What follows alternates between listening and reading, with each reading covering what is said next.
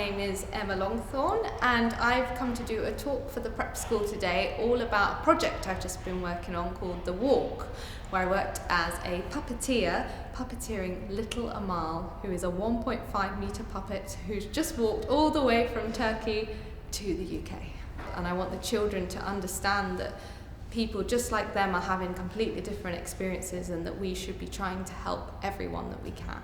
It's always so wonderful to see especially children engage with this topic, and it's been beautiful along the way to see how children have reacted to little Amal. It was just wonderful to see the children's faces when they were watching the footage of her, but also how many questions they had. We couldn't get them out the door at the end of the assembly. They were all coming up to us and they had really interesting questions about refugees, about the events that we'd been doing.